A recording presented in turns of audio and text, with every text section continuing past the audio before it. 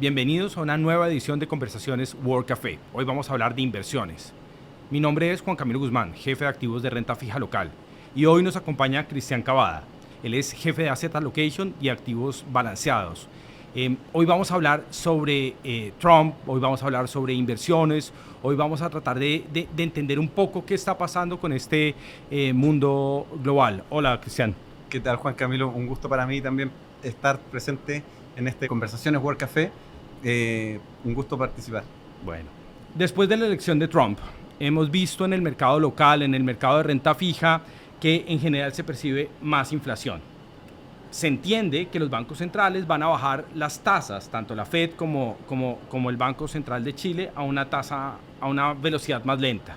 Pero si uno mira en el día a día de lo que está pasando con los activos locales, uno ve tranquilo.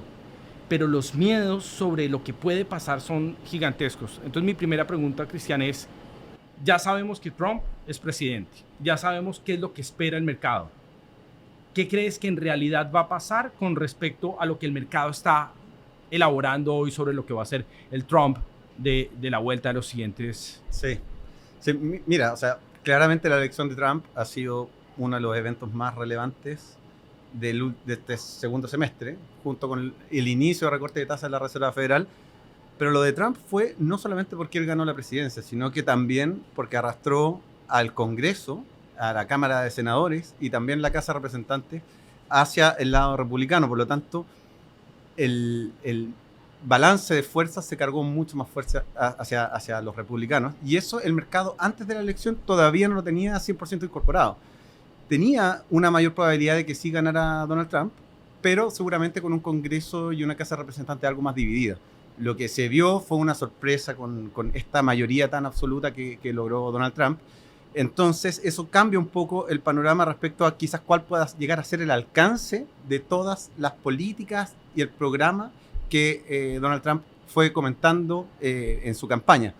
Entonces, efectivamente, uno puede hacer el análisis respecto de qué medidas podrían ocurrir. Sin embargo, la magnitud y el timing de cuándo ocurran esas medidas siguen siendo inciertas.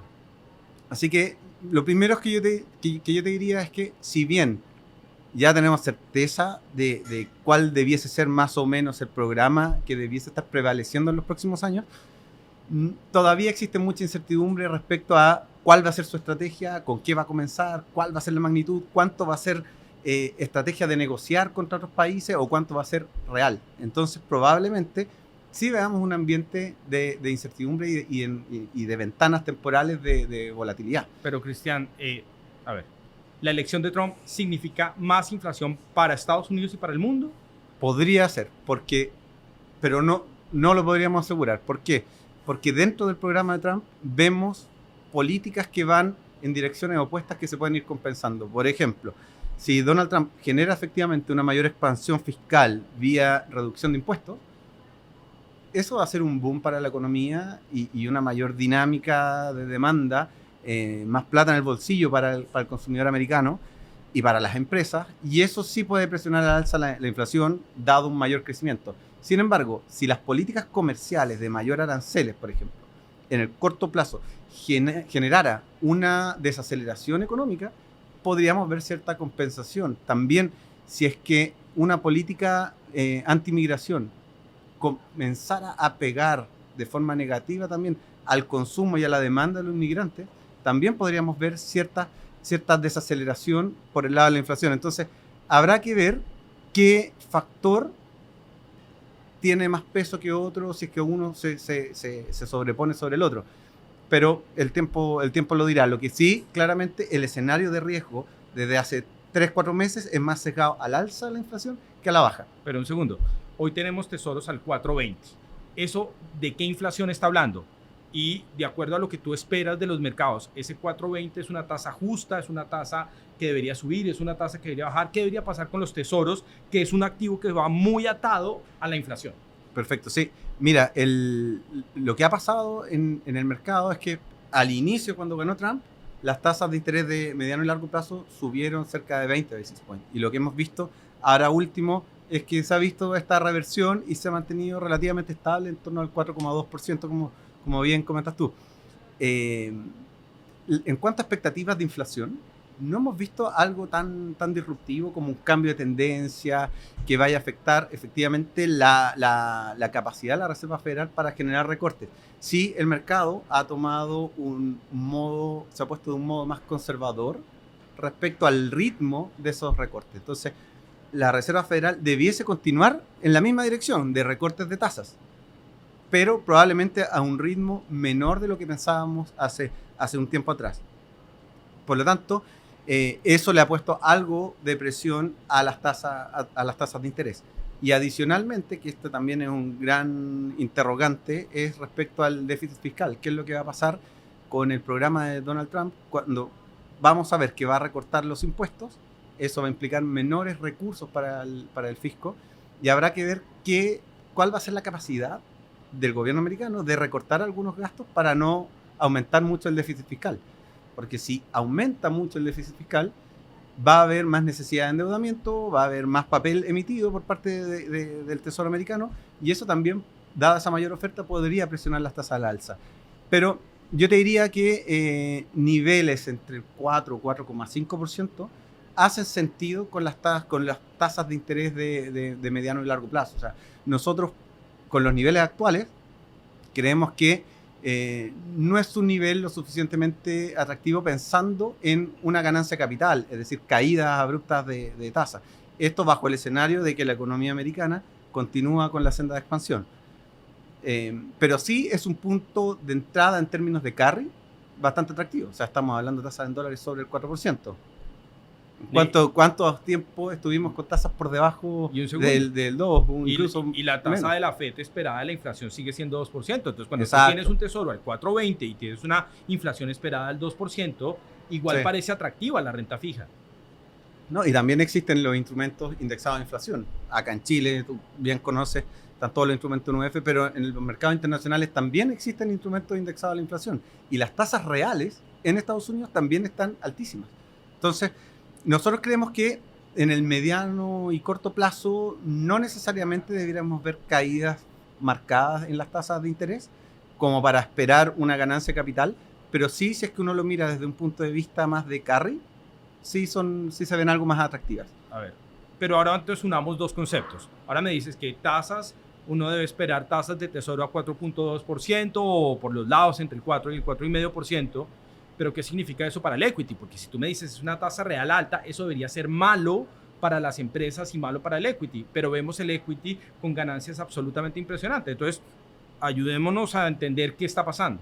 Exacto, eso básicamente la gran diferencia es que al parecer lo que nos están mostrando los datos hoy día es que con estas tasas altas las empresas sí han podido continuar creciendo. La economía, la dinámica económica en Estados Unidos ha podido continuar creciendo de forma bastante interesante. O sea, este año Estados Unidos va a terminar creciendo entre 2,5% y 3%.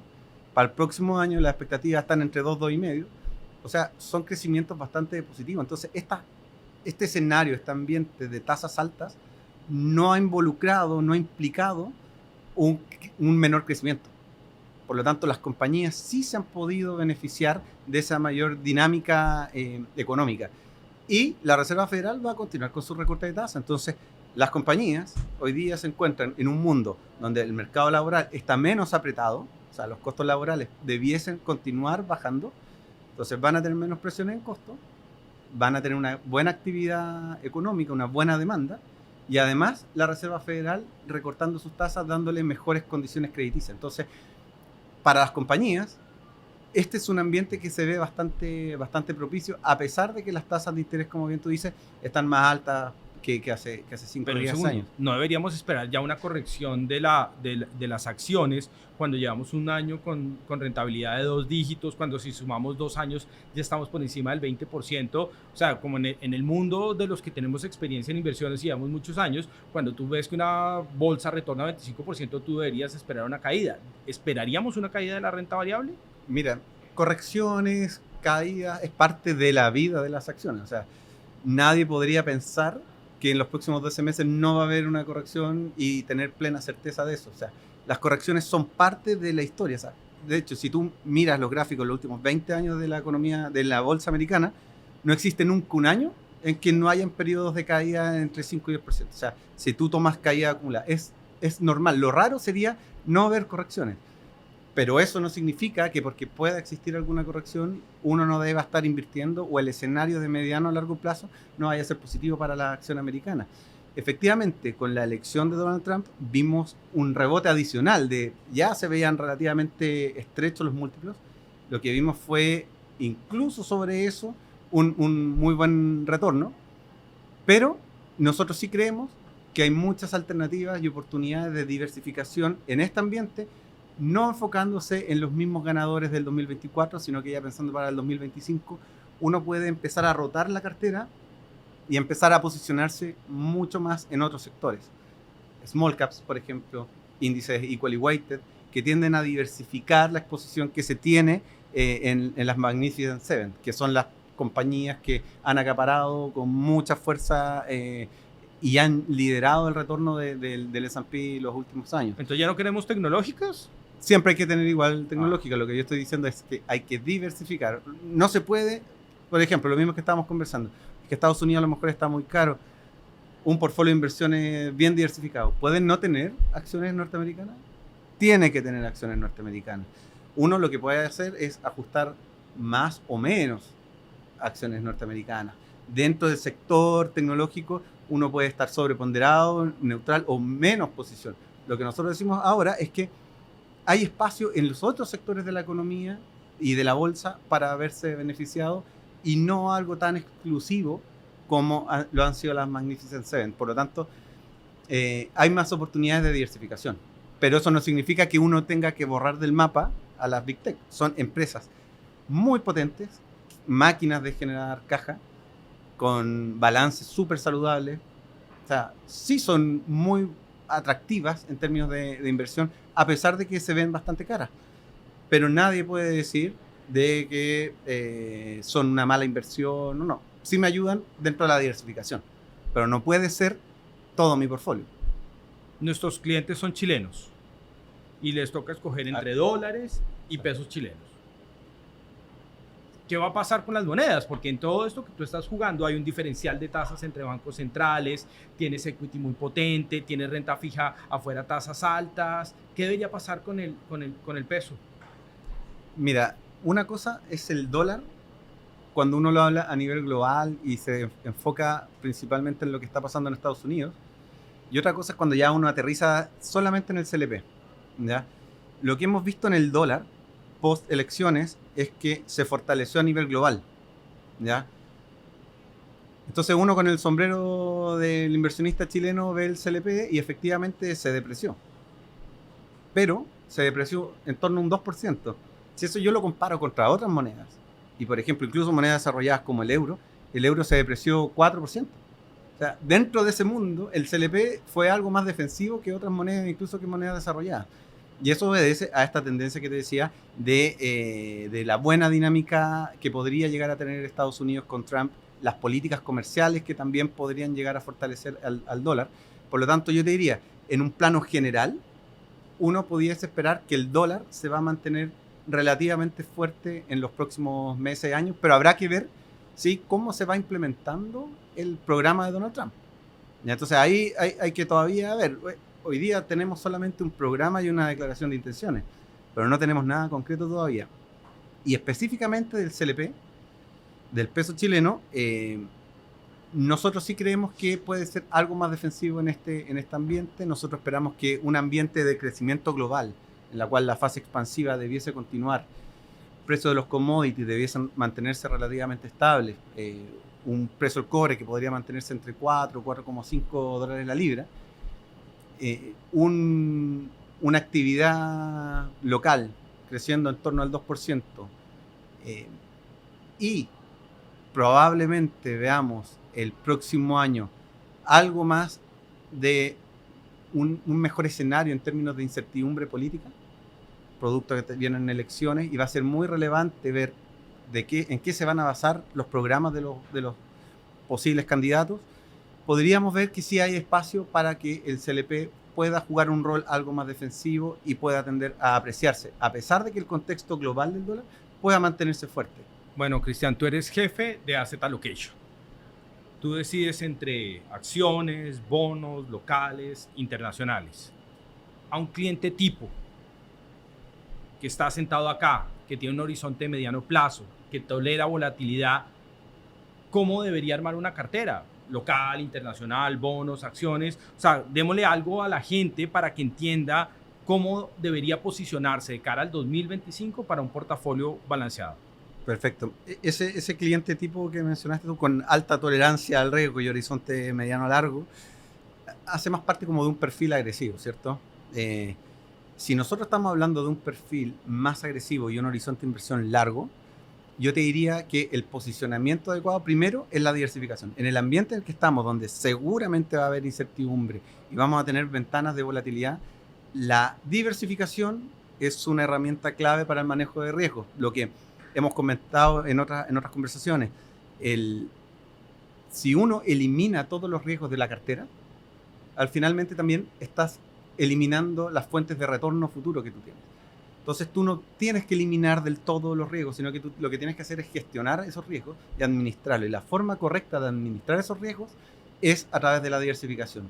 Entonces, aterrizando un poquito hacia tu pregunta, yo te diría que de partida uno tiene que partir con buena diversificación, por lo tanto hay que tener economías desarrolladas, hay que tener Estados Unidos, y para nosotros hoy pensamos que es un buen momento para invertir en Estados Unidos, pero no a través del vehículo tradicional de SPY o ETF cap weighted, sino que yo te diría que hay que buscar algo más de selectividad dentro de la bolsa americana, yéndose con un sesgo más hacia small caps y hacia índices equally weighted. Adicionalmente también, pero la bolsa chilena... Un segundo, pero de un portafolio de 100, ¿cuánto pondrías en esa estrategia? Es que, bueno, ahí va a depender del perfil. Pero si fuera un perfil agresivo, estaríamos hablando de que Estados Unidos no puede pesar menos que un 30-40%. Ok. ¿Ya? Ahí tenemos nuestro primer 30. Sigue. Tiene que armarse de esa forma. Mercados emergentes, también tienes que tener algo para diversificarte, sí o sí. Que puede ser emergentes globales, y dentro de esos emergentes tú puedes ir diversificando hacia Latinoamérica, que está con múltiplos muy baratos y ha venido sacudido muy fuerte por temas políticos. Entonces, yo te diría Latinoamérica y emergente sería un 15, un 20%. O sea, ahí ya estamos sumando como 50% de una cartera. Claro, habría que agregarle otro 10% en otros desarrollados, Europa, Japón, y adicionalmente habría que empezar ya a tocar la renta fija atractiva y a buena tasa. Y eso puede ser, por ejemplo, high yield americano, high yield latinoamericano, high yield europeo. Entonces, ir conformando también una cartera de renta fija internacional, pero que tenga un carry y un nivel de tasa de interés atractivo. Y eso complementarlo después con activos locales.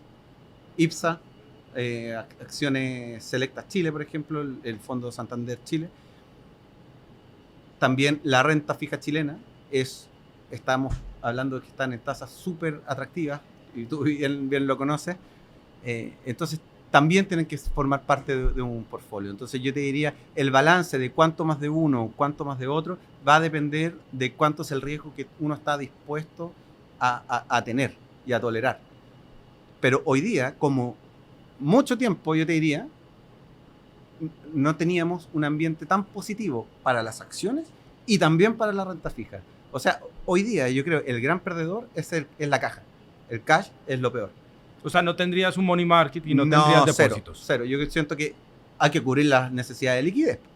Pero si sacando las necesidades de liquidez y de corto plazo, si yo estoy pensando en un portfolio duro de largo plazo, depósitos a estos niveles no hace sentido. Tenemos más perspectivas de retorno para la renta fija local de largo plazo, para la renta fija internacional de crédito y en particular high yield, y la bolsa americana, bolsa latinoamericana, bolsa chilena. Eso yo te diría vendrían a ser como los activos que tienen que formar parte sí o sí de una cartera diversificada. O sea, todo bueno. En el periodo que estamos viendo y lo que estamos mirando para el 2025, sí. ¿Eso significa que no van a haber ripio en el camino? No. Van a haber periodos de corrección, de caídas, donde va a caer el equity, pueden también subir un poco las tasas y y haber un poco de dolor en la renta fija, eso puede ser. Pero es parte de la volatilidad, es parte de mantenerse invertido, ¿ya? Pero si uno lo mira en un horizonte más de mediano o largo plazo, esa volatilidad finalmente no va a repercutir en un mal retorno a futuro. Creemos que sigue siendo un buen punto de entrada para estar invertido en acciones y un buen punto de entrada para estar en renta fija. Entonces, hoy día en mi equipo tenemos el bonito problema de elegir la clase de activo, porque en otros periodos es más fácil porque hay uno que tiene mejores perspectivas y otro no muy bueno. Hoy en día, con tasas altas, con inflación más controlada, bancos centrales recortando tasas y un mundo en expansión con estímulos desde China y con recortes de impuestos probablemente desde Estados Unidos, las dos clases de activos tradicionales, la renta fija y la renta variable, tienen buenas perspectivas. Entonces hay que empezar a buscar cuál va a ser el mejor equilibrio, pero efectivamente la caja o el money market dentro de estos dos mundos es el que sale por lejos como el menos favorecido. Cristian, muchas gracias. Ya vimos cómo nos cuenta Cristian sobre todas las posibilidades que hay para los inversionistas. Quisimos entregar en esta edición de Charlas World Café un panorama de cara a los clientes que entiendan bien qué es lo que estamos viendo en la mesa, y estaremos en futuras charlas de World Café hablando de inversiones. Muchas gracias. Muchas gracias, que estén muy bien.